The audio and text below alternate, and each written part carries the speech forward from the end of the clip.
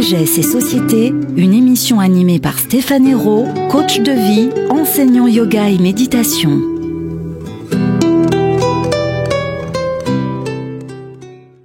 Bonjour et bienvenue à toutes et à tous sur cette émission Sagesse et Société sur les ondes de Radio Médecine Douce. Et aujourd'hui, j'ai le plaisir d'accueillir Romain Clamaron. Bonjour Romain. Bonjour Stéphane, bonjour à tous. Alors Romain, tu es à Lyon en ce moment ? Exactement, ma ville de naissance. Bon.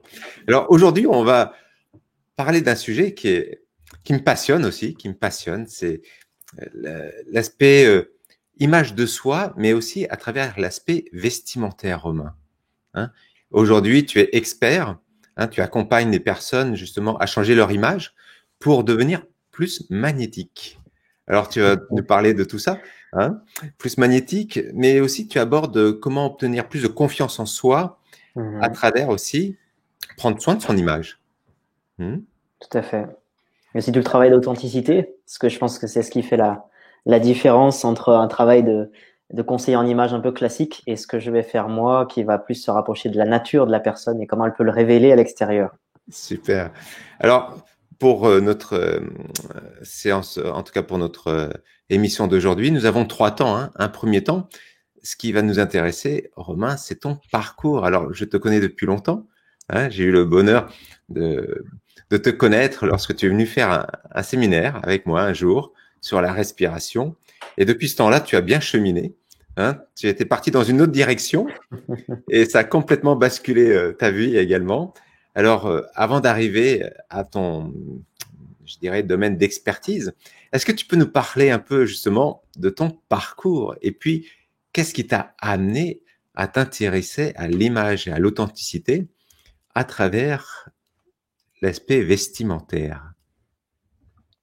Mon parcours ou notre parcours? Parce qu'il y a plein de choses à dire. Tu as le micro, donc c'est toi qui lance la danse.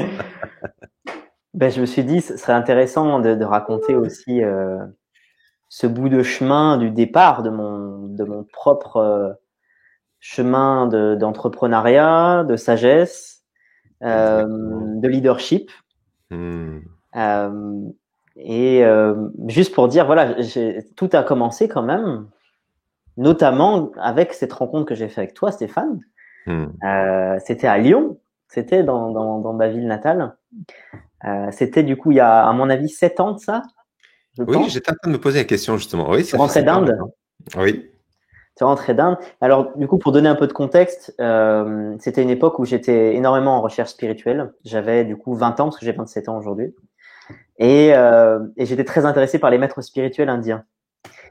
Et on m'a donné l'info que Stéphane, tu rentrais d'un voyage en Inde et que tu allais donner une conférence à Lyon, au restaurant Soline. Et quand j'ai entendu ça, je me suis dit, mais ça, je sais pas, ça m'a appelé, quoi. Alors, j'y suis allé. Et puis, tu étais avec ta guitare. Tu nous as fait chanter. Tu nous as fait méditer. Tu nous as parlé de la sagesse universelle du yoga, de la philosophie millénaire du yoga. Et là, tes mots, ta présence, ton regard pétillant et innocent et en même temps très, très intelligent, qui m'a traversé ce jour-là. Et je me rappelle, voilà, à la fin de cette conférence, il y avait toute une file de gens qui voulaient venir te voir, te parler. Et puis, tu as regardé de côté comme ça sur cette file de gens. Tu m'as vu au loin que je te regardais, tu m'as fait… Et je suis venu te voir et on a parlé. Oui, parce que tu avais aussi ce regard pétillant et tu avais toute cette jeunesse avec toute cette fraîcheur qui était vraiment intéressée par cette connaissance. Et c'est ça qui a fait aussi la connexion, la curiosité, oui. Et du coup, c'est quand même dingue parce qu'on a discuté ensemble et on s'est rendu compte qu'on avait lu à peu près les mêmes bouquins, à peu près dans le même ordre, à peu près au même âge. Exactement. Quand même le truc, voilà, les fameuses connexions de la vie et le fait qu'il n'y a pas de hasard. Et moi, au sortir de ce restaurant, je le savais pas encore, mais aussi au travers toi, j'avais rencontré une voie spirituelle qui était la voie indienne, avec un maître spirituel derrière qui est Sri Sri Ravi Shankar. Et moi, j'étais vibrant en fait, parce que te voir toi qui avait du coup le double de mon âge, qui avait du coup 40 et quelques, le début de la quarantaine, et moi qui avais juste 20 ans, je me voyais dans 20 ans en fait. Je me voyais à ta place. Je me voyais aussi enseigner. Je me Mmh. voyais dans ma voie, dans ma mission de vie. Je sentais que c'était la transmission. Enfin, je sentais que j'avais quelque chose à faire, en tout cas, à partager des choses aux gens, à éveiller les consciences. C'était très, très, très fort pour moi, cette rencontre avec toi. Et ce qui fait que, voilà, je crois 2 mois après, tu donnais un stage à Sagnol, à Terre du Ciel, de l'art de vivre, donc respiration et méditation. À l'époque, tu faisais 1 semaine de stage, c'est génial. J'ai vécu quand même mon premier réveil de conscience à cette retraite. J'ai jamais vécu une expérience spirituelle aussi puissante qu'avec toi et avec la force de la tradition indienne derrière et la puissance de la respiration et de tout le travail qu'on a fait cette semaine. Et depuis, je suis allé très très vite parce que je me suis très vite formé. Je suis devenu professeur de l'art de vivre dans ta propre formation avec Jaya en Allemagne 2 ans après, quoi. Donc, c'est allé tout très vite. Puis après, j'ai enseigné beaucoup la respiration, la méditation, la gestion du stress. Après aussi en tant que consultant de manière professionnelle, d'abord de manière purement bénévole pendant plusieurs années. Et puis voilà, en même temps, j'ai cheminé sur le style parce que j'avais cet intérêt pour la spiritualité d'un côté, mais j'avais aussi un énorme intérêt pour, j'ai envie de dire, le leadership. D'ailleurs, l'art de vivre, l'école dans laquelle tu as enseigné, et grâce à toi, je suis devenu professeur, qui a été pour moi aussi une grande école de leadership. De prise de responsabilité et de prendre la responsabilité d'apporter du mieux aux gens. Quelles sont justement les 3 clés? Parce que je me souviens à l'époque de ce jeune homme vif qui était en pleine période estudiantine. Et donc, tu as changé de voie en fin de compte, parce que tu étais complètement dans un autre domaine, même si, bien sûr, tes études t'ont permis d'étudier. Mais quels ont été les points fondamentaux justement de cette approche pour toi? Qu'est-ce qui a fait la différence par rapport à cette approche? Écoute, j'étais en licence d'anthropologie. Pour moi, le but, parce que du coup, je suis un ambitieux de nature, j'ai une nature d'entrepreneur, on va dire, et je voulais devenir docteur d'anthropologie pour pouvoir avoir un statut, être reconnu, pour pouvoir ensuite partager de la spiritualité, mais avec un statut et d'être reconnu du coup par la société. Et en fait, très vite, je me suis rendu compte que c'était très chouette l'anthropologie, mais ça restait beaucoup au niveau mental. Ça allait pas dans les dimensions plus subtiles, et dans le ressenti, dans la profondeur de la méditation et de la connexion à plus grand que soi, on va dire. Voilà. Et donc, j'étais là en train de faire mes études. Je me suis dit bon, je vais terminer, je vais au moins aller jusqu'à la licence. Et entre-temps, j'ai rencontré l'art de vivre. Et là, en fait, je me suis dit en fait, je suis en train de perdre mon temps là. Donc, je vais continuer et terminer mes études parce que j'ai une personnalité qui fait les choses jusqu'au bout. Mais en parallèle, je vais commencer à me former, quoi. Voilà. Et tu as commencé jeune à enseigner. Tu as aussi enseigné très très jeune. Sacrément jeune, ouais, à 22 ans. Je pense, je suis devenu le professeur de l'art de vivre le plus jeune en France. Et puis du coup, j'ai enseigné à l'art de vivre. Je suis plus actif à l'heure d'aujourd'hui à l'art de vivre. Je suis toujours bien ami et connecté avec la fondation. Mais ouais, j'ai enseigné pendant 5 ans. Très très actif bénévolement avec l'association. Alors, comment tu t'es lancé justement dans cette voie? Et tu as écrit d'ailleurs un livre, hein, ton premier livre que tu as auto-édité, qui s'appelle Forger votre image authentique et magnétique.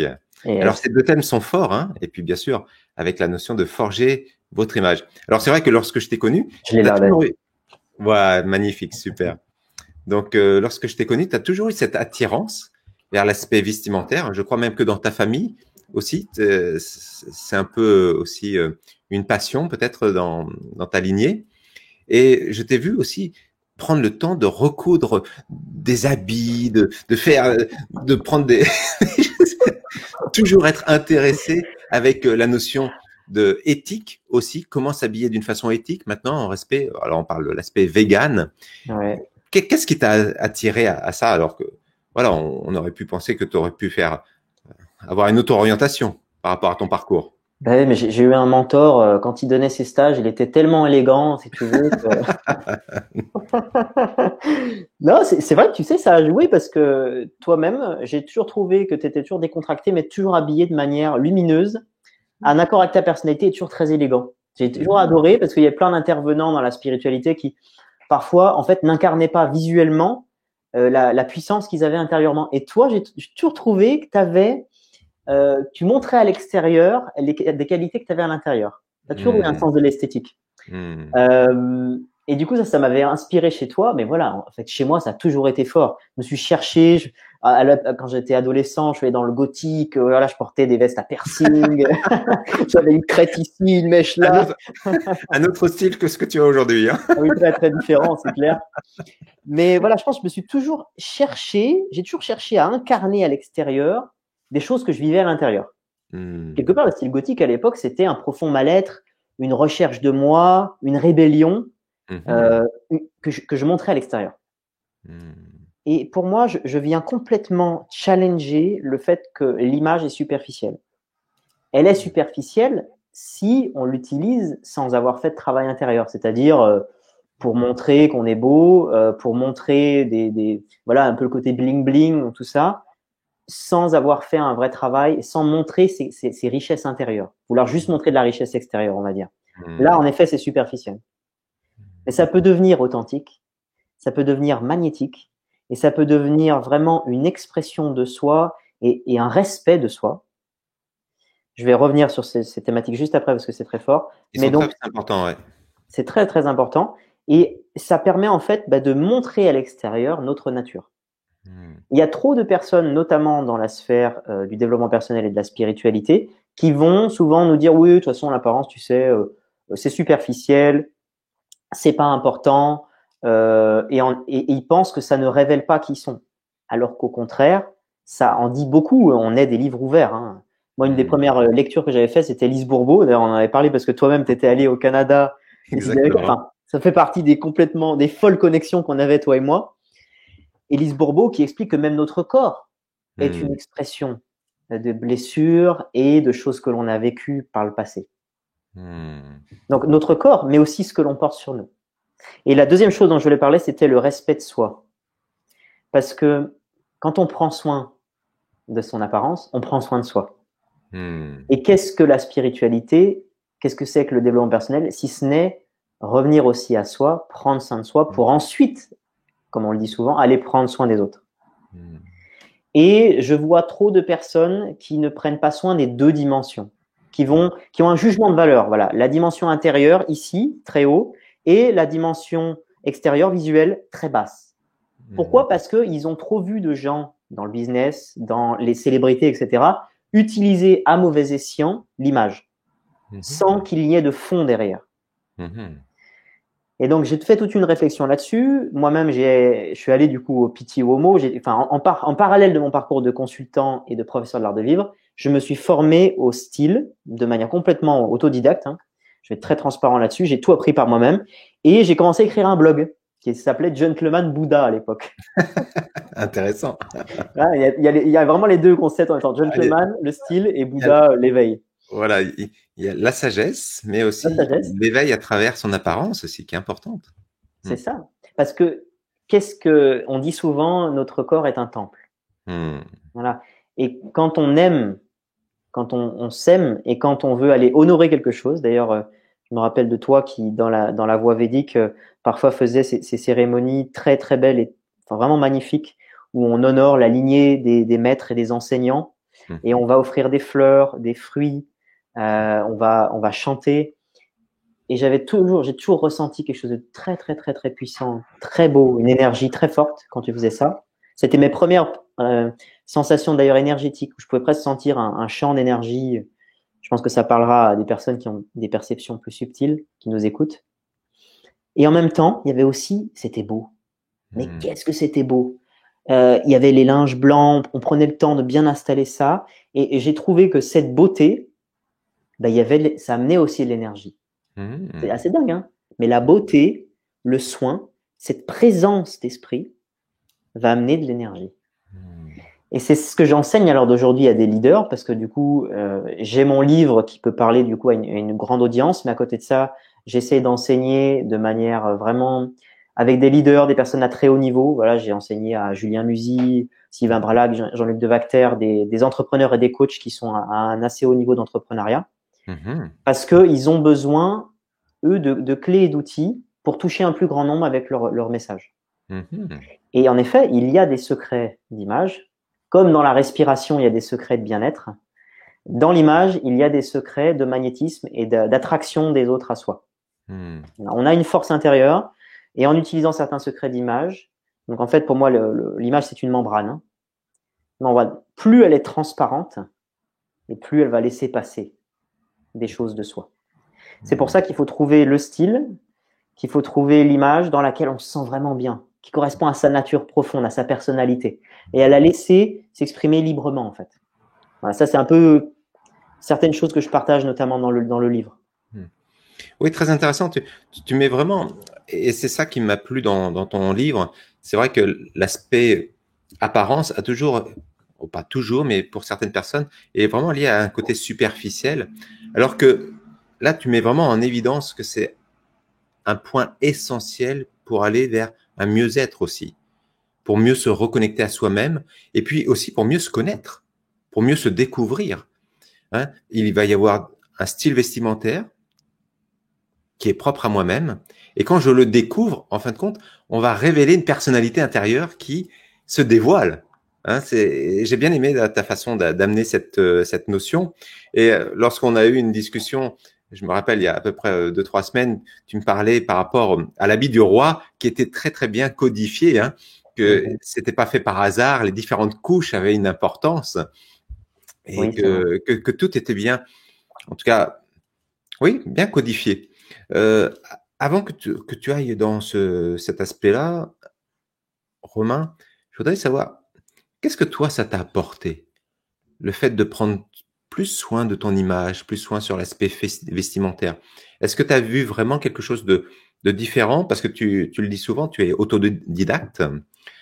Qu'est-ce que tu as pu observer vraiment comme changement dans ton quotidien? Parce que tu es jeune, on pourrait dire que pourquoi s'intéresser à ça aussi jeune que ça? Pourquoi devenir expert dans ce domaine-là, alors qu'il y aurait peut-être d'autres champs à explorer? Totalement. Écoute, je vais du coup te parler, j'ai parlé tout à l'heure de mon premier réveil de conscience qui était en ta présence, avec ce fameux stage de respiration et de méditation que j'ai fait il y a 7 ans. Je vais te parler d'un deuxième éveil de conscience que j'ai eu, qui était du coup au Piti Uomo. Alors le Piti Uomo, qu'est-ce que c'est? C'est le plus grand... El Piti Uomo. Avec l'accent en plus. Le Piti Uomo, c'est le plus grand salon de la mode masculine internationale. C'est vraiment le plus grand salon pour le vêtement. Mais attention, on n'y retrouve pas les marques comme Zara, H&M, pas du tout. On y retrouve vraiment les marques de qualité, les plus grands tailleurs du monde s'y retrouvent. On n'a pas forcément d'ailleurs les marques de luxe, Louis Vuitton, on les retrouve pas, toutes ces marques qui sont pas de la qualité en fait. On retrouve plutôt les acteurs du vêtement de demain. C'est du coup un salon fantastique. Enfin, les personnes, donc on y retrouve les personnes les plus stylées du monde qui y vont parce qu'il y a des plus grands photographes du monde qui sont aussi là-bas, qui attendent de photographier les hommes les plus élégants du monde pour les publier dans les différents magazines, Vogue, JQ, Esquire, The Telegraph, hein, tous ces grands magazines, Elle aussi. Donc ils sont là, ils attendent à prendre les hommes les plus élégants. Donc à la fois on a des hommes qui paradent un peu à l'intérieur, ça se passe dans la Fortezza d'Abasso à Florence en Italie. Donc il y a ceux qui paradent un peu à l'intérieur de la forteresse dans les allées sur la grande place de la Fortezza, et il y a le salon à l'intérieur où avec des dizaines de milliers d'exposants, c'est immense, la Fortezza est immense. Et donc on a le salon intérieur et extérieur. Et si tu veux, à l'époque, quand j'ai créé mon premier blog Gentleman Buddha, j'avais du coup mon petit statut de blogueur. C'était un blog qui marchait à peine, hein, c'était vraiment les débuts. Mais j'ai pris une audace, mais complètement folle. J'étais fasciné par le Piti Uomo parce que il y a un blog en France qui s'appelle Bonne Gueule que je recommande à tous les hommes. Si vous êtes un homme, vous vous intéressez au style, vous allez voir le blog Bonne Gueule. Je vous laisse pas le choix, allez voir. C'est un blog qui existe depuis 10 ans, qui a permis de développer toute la mode éthique qualitative pour les hommes. Ils ont créé leur propre marque après et ils recommandent toutes les meilleures marques. Enfin, ils apprennent le style aux hommes et ils apprennent le style éthique et la qualité. Et ça, c'est vraiment extraordinaire. Ils ont une approche vraiment pleine de conscience, pleine de bon sens. Donc, je vous recommande d'aller voir Bonne Gueule. Et Bonne Gueule parlait souvent du Piti Uomo.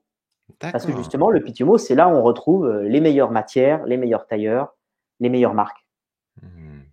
Et eux, ils y allaient régulièrement. Et puis, ils étaient aussi fascinés par tous ces fameux, ce qu'on appelle les pans du Piti Uomo, comme un pan, l'animal. Hein. Ah oui. Ces fameux hommes les plus élégants du monde qui sont là et qui paradent sous le feu des photographes. Moi, j'étais fasciné par ça et je me suis dit, bah, je vais me challenger. Je vais voir si moi aussi j'attire les photographes. Et surtout, Wow, je vais aller quel challenge. interviewer.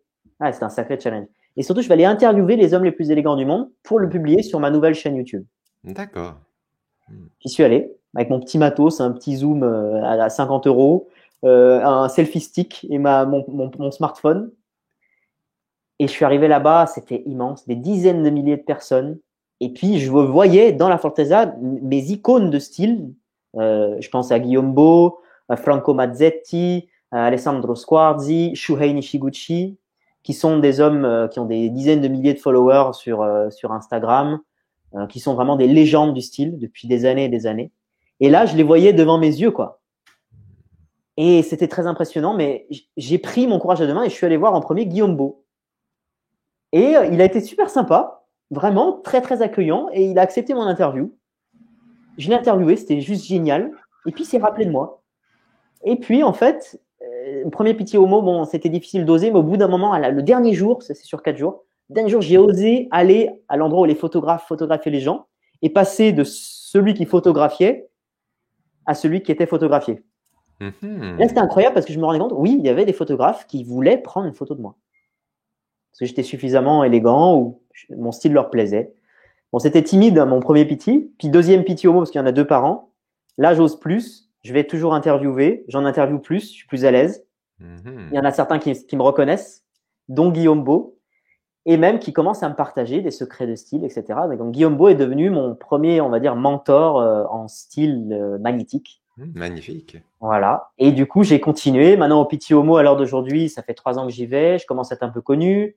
J'ai fini dans les plus grands magazines, dans Vogue, JQ, Elle, The Telegraph, enfin tous les plus grands magazines. Et ça a été en fait pour moi une reconnaissance de me dire bon voilà, j'ai intégré les secrets d'image. Je peux attirer à moi vraiment le regard des autres. J'ai développé un certain magnétisme et surtout aussi de plus en plus mon sens de qu'est-ce que j'aime porter. Qu'est-ce qui montre qui je suis? Qu'est-ce qui me fait me sentir vraiment aligné, puissant, authentique? Ça s'est vraiment raffiné aussi avec les feedbacks des autres, parce que mes premiers petits, j'étais pas forcément très bien habillé. Et puis, je me suis amélioré, jusqu'au moment où je me suis dit que cette expertise-là, il fallait absolument que je la partage et que je la partage à des personnes à haut niveau, parce qu'ils en ont énormément besoin. Surtout quand on fait de la vidéo, de la photo, qu'on monte sur scène, qu'on parle à des milliers de personnes, on a besoin de faire un travail sur l'image pour être vraiment au plus aligné et faire partager son message. Alors, en quoi pour toi c'est tellement important le fait d'être magnétique? Je pense sincèrement que parmi les différentes personnalités, il y a des personnes qui cherchent beaucoup la reconnaissance et l'amour des autres. C'est à la fois une blessure et à la fois aussi un chemin de vie, parce que c'est une énergie qui permet d'accomplir des choses. C'est important d'en avoir conscience, d'aller aussi guérir ce qu'il y a besoin de guérir derrière, ce besoin d'amour et de reconnaissance. Mais en tout cas, d'apprendre les secrets de magnétisme permet de vivre une vie où les choses sont aussi plus faciles. Quand on est aligné, qu'on rayonne, les gens ont envie de venir vers nous. Ils ont peut-être aussi plus envie de nous écouter. Ils ont aussi peut-être plus envie qu'on puisse leur tendre la main, les aider, les soutenir. Surtout quand on fait du coaching, je pense que c'est vraiment très important de développer des qualités magnétiques parce que les autres vont se sentir tout simplement plus à l'aise. Ils vont pouvoir décoder. On se rend pas compte que le cerveau en fait analyse des millions d'images tout le temps. Tout le temps. Et c'est pas pour rien que la publicité s'est autant développée, c'est qu'ils savent très bien que on peut faire passer des messages dans notre cerveau, dans notre subconscient. C'est pour ça qu'on est bombardé d'images au quotidien. Autant utiliser ce problème à bon escient pour faire passer des choses positives. Donc, si on fait un travail sur sa propre image, on va pouvoir envoyer des messages au subconscient qui sont des messages de, par exemple, quand on porte des beaux costumes, du sur-mesure, etc., on envoie un message d'autorité. C'est pas pour rien que les présidents vont avoir des costumes faits en grande mesure, qui leur vont parfaitement. Malheureusement, il y a des présidents qui sont pas du tout bons là-dedans. Je vais peut-être pas dire des noms, mais je pense à certains présidents qui étaient pas du tout bons là-dedans, et qui d'ailleurs, souvent, avaient moins d'autorité. Voilà. Je vais peut-être comparer, c'est simple, François Hollande et Barack Obama. C'est très simple. Barack Obama a toujours eu une élégance naturelle avec des costumes très très bien taillés, avec des secrets d'autorité installés dans les costumes et dans sa manière de porter les vêtements, qui faisait qu'à la fois il a été énormément aimé et il a été aussi énormément respecté. Ce qui a été un petit peu moins le cas de François Hollande, et il le portait aussi dans sa manière d'être physiquement, dans son corps, et dans son expression au travers de ses vêtements, je trouve. Aujourd'hui, Romain, par rapport à la notion de sagesse, comment tu pourrais relier justement l'aspect vestimentaire où on est peut-être dans une société, par rapport à quelques siècles, où effectivement l'aspect vestimentaire est peut-être plus secondaire sur un plan sociétal en général. Comment tu pourrais lier peut-être la notion de sagesse avec la notion de vestimentaire, hein? Est-ce que tu y vois un lien d'ailleurs? Pour moi, à partir du moment où c'est prendre soin de soi et où c'est s'incarner, c'est de la sagesse. Et quelque part, comme tout outil puissant, puisque l'image, c'est vraiment un outil très très puissant, encore plus à l'heure d'aujourd'hui, on peut avoir l'usage de le faire d'une manière sage ou d'une manière non sage. La manière sage d'utiliser l'image, c'est pour montrer sa personnalité, pour rentrer en lien avec les autres et pour se faire plaisir et être aligné avec ses propres valeurs. Par exemple, moi, je recommande pas du tout à mes clients qui viennent en coaching avec moi de s'habiller comme moi. Jamais. Et j'ai des clients qui ont un style très différent de moi, qui vont être parfois beaucoup plus décontractés. Voilà, par exemple, dans mon livre, j'ai relayé 24 styles différents. Oui, très intéressant d'ailleurs. Hein. Ouais, c'est super intéressant. J'avais regardé en fait les différents blogs qui existent à l'heure d'aujourd'hui. Ils relayent en tout une dizaine de styles vestimentaires masculins. Moi, j'ai fait mes propres recherches, j'en ai trouvé à peu près 24. Oui, j'ai vu. À chaque fois, tu mets le terme imagerie, hein. Donc, tu as sartorial, costume, tu as baroudeur, bûcheron. Très intéressant. Western jeans. Oui. Oui, il y en a plein. Et il y a des styles beaucoup plus décontractés. Le style plus hippie, casual, sportswear. Voilà. Chacun va trouver une expression de qui il est. Et il va pouvoir s'aligner. Du coup, mine de rien, on ne se rend pas compte, on s'habille tous les jours de notre vie, 365 jours par an. Donc, c'est hyper important. Et c'est aussi une manière de rentrer dans la journée. C'est une sorte de discipline de soi. Voilà. Pour moi, il y a un côté spirituel. Voilà. Il y a le fait d'honorer son propre temple. Alors, autant que dans la gente féminine, on trouve cet aspect, le côté vestimentaire, et puis c'est beaucoup plus répandu. Dans la gente masculine, c'est beaucoup moins répandu. Donc, comment tu arrives à justement faire passer ce message pour, des fois, c'est vrai que l'aspect masculin peut des fois ne pas porter son attention sur l'aspect vestimentaire. Bien sûr, il y en a certains qui le font. Mais en règle générale, si on regarde entre le féminin et le masculin, c'est quand même moins répandu. Et, par exemple, les personnes qui viennent te voir, Romain, quels sont peut-être les premiers mots qui vont te partager, les premiers témoignages qu'ils te partagent lorsqu'ils commencent à se sentir pris en main aussi par ton accompagnement.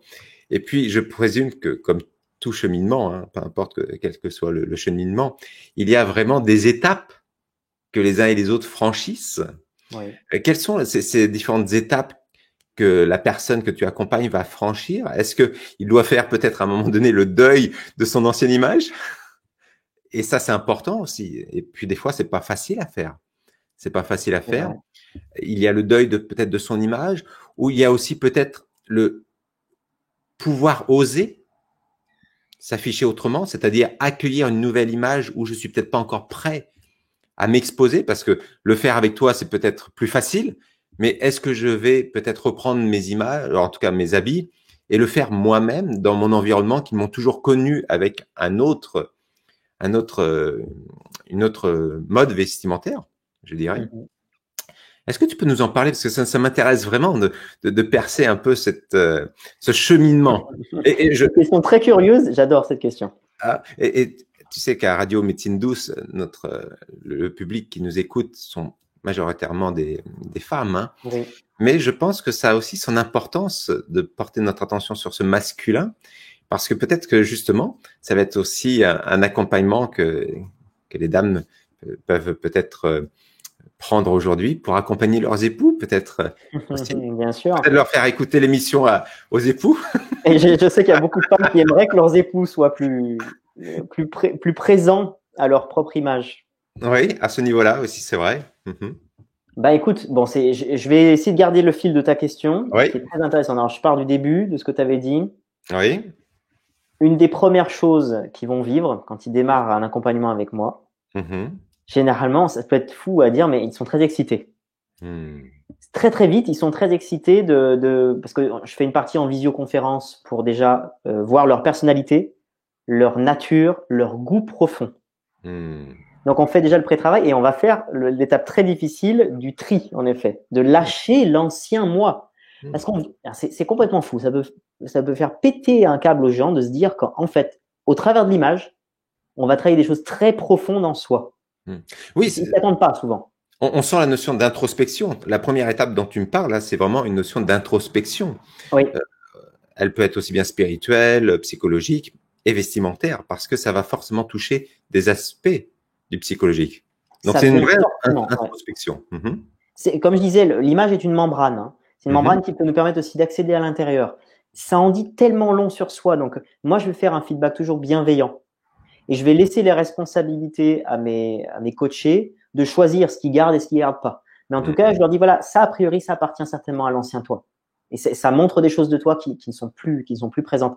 Et ça aide à faire passer une meilleure version de soi et à lâcher de l'ancien, à lâcher du lest, quoi. Hein. C'est dingue. Hein. Et du coup, juste après ça, généralement, ils sont soulagés et ils sont très, très excités de venir à Lyon avec moi. Alors, parfois aussi, pour des coachings très, très haut de gamme, je vais me déplacer à l'autre bout de la planète. Mais sinon, ça se passe à Lyon. Ils viennent me voir à Lyon. Et là, ils sont hyper excités.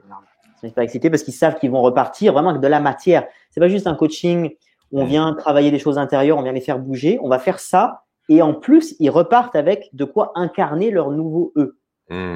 Voilà. Il y a la notion de Pretty Woman version Pretty Man. Hein.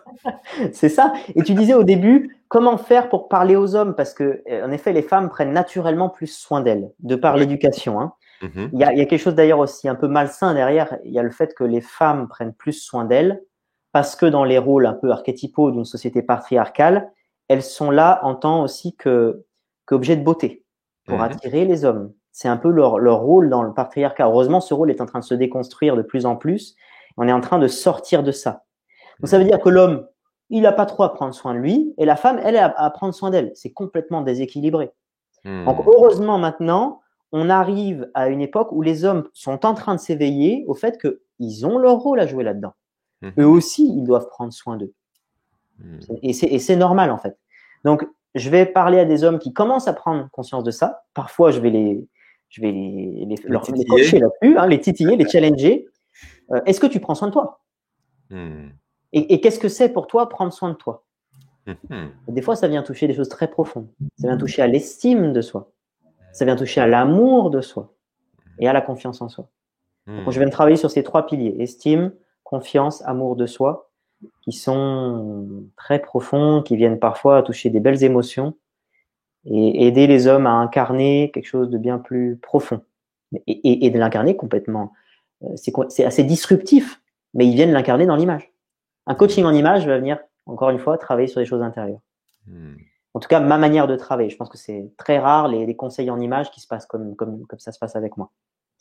Et donc, en effet, selon moi, pour parler aux hommes, il va falloir leur parler avec leur propre langage. Donc, c'est pour ça que moi, ça peut paraître, je pense qu'il y a des personnes, quand elles voient mes coachings, se disent, oh là là, qu'est-ce qu'il fait, Romain Clamaron? C'est un peu agressif comme stratégie de communication. Ma promesse, c'est atteindre le top 1% des leaders les plus magnétiques et influents. Ambitieuse. C'est très ambitieux. Je m'adresse à des chefs d'entreprise, hein, donc je m'adresse à leur personnalité, donc j'ai adapté mon vocabulaire à eux. Et c'est en effet ce que je leur offre. À l'aboutissement, c'est ça, ils vont être dans le top des hommes les plus magnétiques de la planète, clairement. Mais ce qu'ils savent parfois pas, c'est que pour atteindre ça, ils vont devoir faire un travail sur eux. Et un magnifique travail très spirituel et beaucoup dans la sagesse. Voilà. C'est l'ingrédient secret. C'est l'ingrédient secret. Mais on le dit pas. Super. En tout cas, ça fait toujours plaisir de te voir, Romain, de voir cet enthousiasme que tu as, et j'apprécie beaucoup parce que effectivement, c'est important de retrouver aussi dans notre culture l'art de pouvoir s'habiller, l'art de pouvoir se présenter aussi tel qu'on est à travers aussi un style qu'on peut acquérir, qu'on peut aussi mettre de plus en plus en évidence. Hein. Et Stéphane, Garder le tu sais, haut. Hein. faut quand même rendre à César ce qui est à César. Mais cet enthousiasme, la première personne au monde que j'ai rencontrée qui l'incarnait pleinement, c'était toi. Merci, merci. Et j'avais envie de dire un mot parce que je pense que c'est pas toutes les personnes que tu interviews que tu connais aussi intimement et avec lesquelles tu as eu un parcours où tu as été toi-même le mentor. Parce que tu as été mon premier mentor. J'en ai eu d'autres derrière, des magnifiques mentors, mais tu as été le premier. Tu en es toujours un. Et c'est important pour moi de partager que autant moi, tu m'as aidé à incarner beaucoup mon enthousiasme, mon authenticité. J'ai vu au travers toi un leadership très aligné, bienveillant et solaire. Voilà, je me rappellerai toujours, je pense que si je pense à toi les yeux fermés, je vois un sourire, je vois des yeux pétillants. Alors tu parlais de ça de moi, mais cette qualité de moi, je l'ai aussi, j'ai réussi à l'incarner aussi avec ton exemple et avec le fait de te voir évoluer. Et c'est toujours, c'est la magie de la vie, quoi. J'avais envie de partager un petit moment de gratitude pour toi parce que tu m'as énormément apporté et aussi de ces 20 ans que tu as fait au service de la Fondation Art de Vivre, où tu as beaucoup, beaucoup enseigné et des jeunes comme moi, tu en as impacté des centaines, voire même des milliers de personnes avec lesquelles tu as partagé de la sagesse et de la bienveillance. Et j'espère que le monde tend vers plus de personnes qui transmettent autant de bienveillance, d'enthousiasme, de joie. Je trouve que tu incarnes ça et tu as été la personne qui m'a permis moi-même d'aller plus loin dedans. Donc, Merci, gratitude pour toi. Merci pour ce partage hein, en cette année, en cette journée de mes 50 ans, hein, le 7 septembre aujourd'hui. Aïe, aïe, aïe.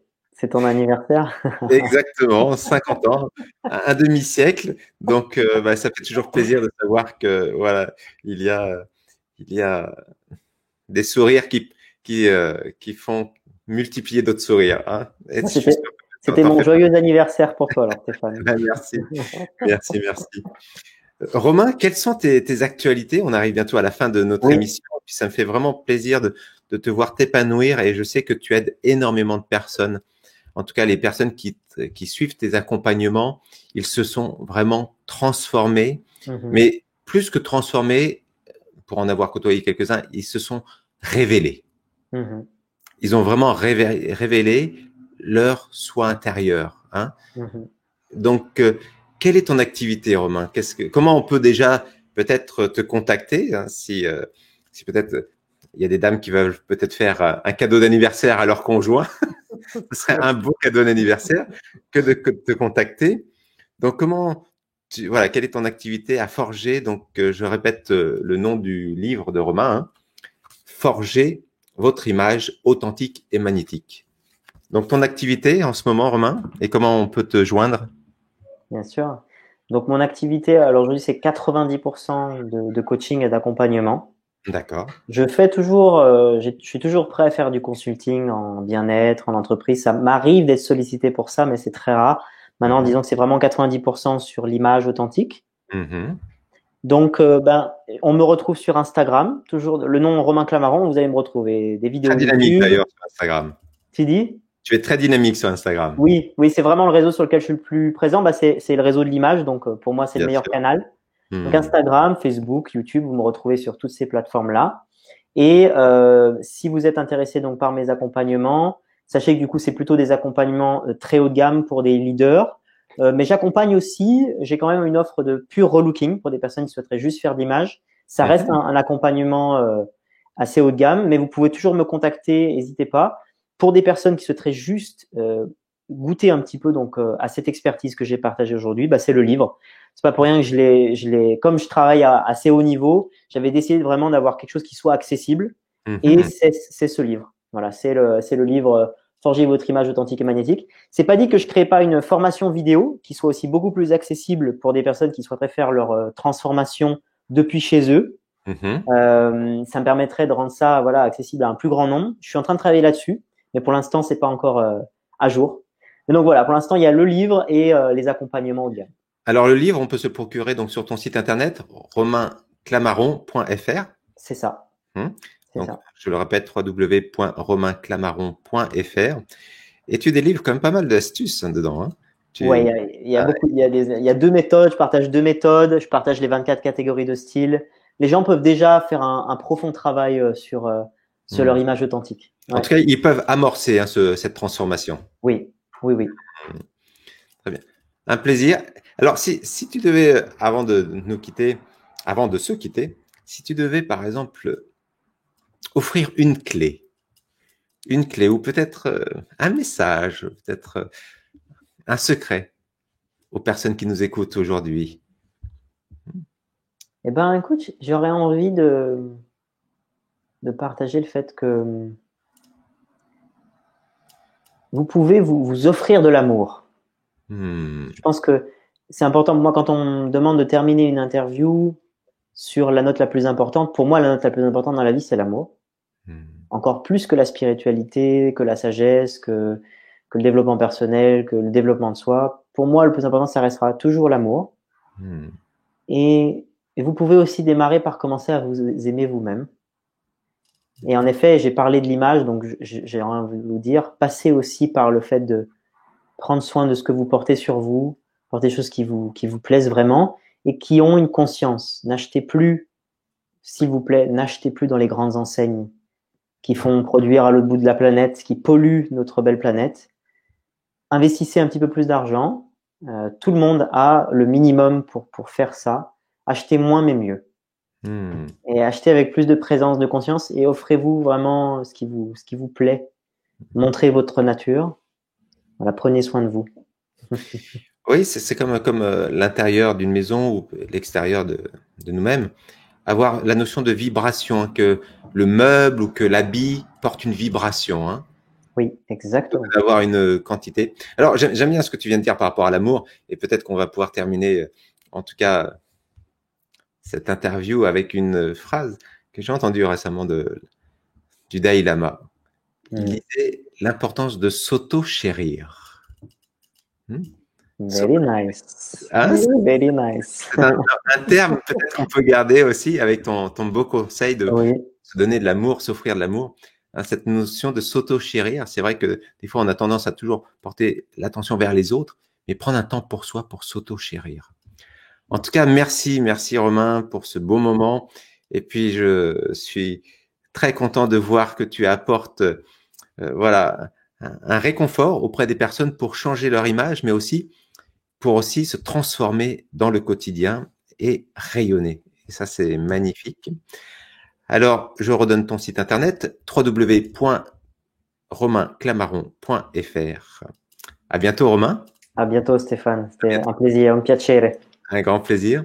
Et puis, en ce qui nous concerne, si vous désirez découvrir les activités à venir, donc mes propres activités à venir, c'est sur www.stephanehero.com ou si vous êtes intéressé par mon livre qui s'appelle Les 4 sagesses du yoga, vous pouvez le trouver aussi sur les4sagessesduyoga.fr.